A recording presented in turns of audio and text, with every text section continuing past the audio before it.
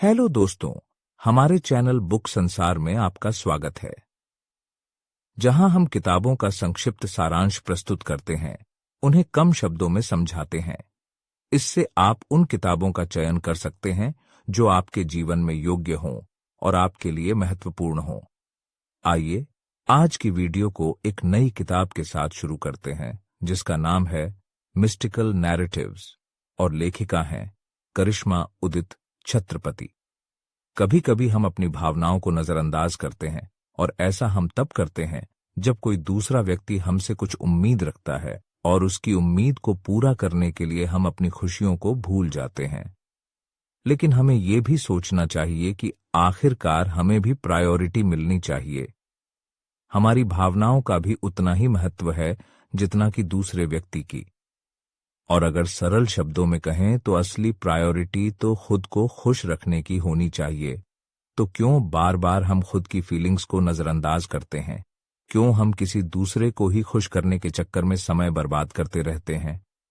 समाज तो हमेशा कुछ न कुछ अपेक्षा करता ही रहेगा, और अगर हम सभी उम्मीदों पर खरा उतरने की कोशिश करेंगे तो फिर हम खुद को अंधकार में ही पाएंगे।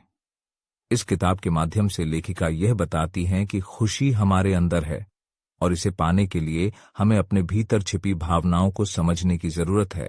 जब हम इमोशनली डिस्टर्ब होते हैं तो हमारे जीवन के अन्य पहलू भी उलझे रहते हैं।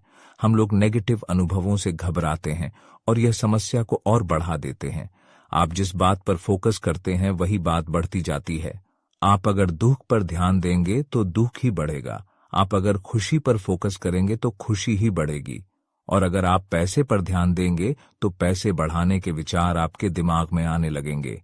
इसी तरह अगर आप सेहत पर ध्यान देंगे तो आप स्वस्थ रहेंगे। और लेखिका कहती हैं, आप अपने भूत को बदल नहीं सकते, पर अपने प्रेजेंट में अपने इमोशंस को मैनेज जरूर कर सकते हैं। और अगर आप हैप्पी इमोशंस पे फोकस करेंगे तो हैप्पीनेस बढ़ती जाएगी। इस किताब में मूनशाइन और मूनलाइट के बीच होते वार्तालाप का वर्णन किया गया है। मूनशाइन अक्सर अपनी इनसिक्योरिटीज और समस्याओं का हल मूनलाइट से चर्चा करती है।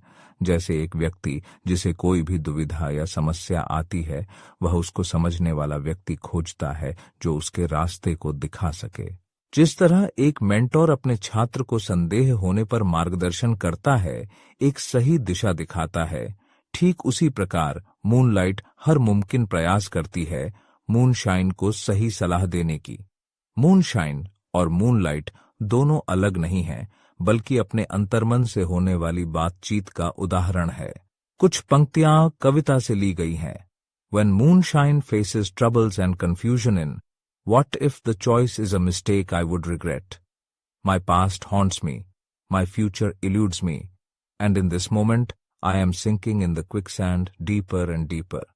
इसका उत्तर मूनलाइट इस तरह देती है, There will be lessons and rewards, obstacles and open doors, hurdles and greener pastures. No matter which path you take, equip yourself with knowledge, for it clears the path for courage and leads to dawn. कई बार ऐसा होता है जब इंसान खुद पर विश्वास खोने लगता है। उसी तरह मूनशाइन भी खुद पर विश्वास खोती है, और प्रत्येक बार मूनलाइट से उत्तर मिलता है। यह किताब सरल शब्दों में आपके आंतरिक जीवन से जुड़ी हुई है। अधिकांश लोग अधिक विचार करते हैं और उलझे हुए विचारों के साथ जीते हैं। यह किताब आपको खुद पर भरोसा करने की सीख देगी, आपको ओवरथिंकिंग कैसे कम करें यह बताएगी।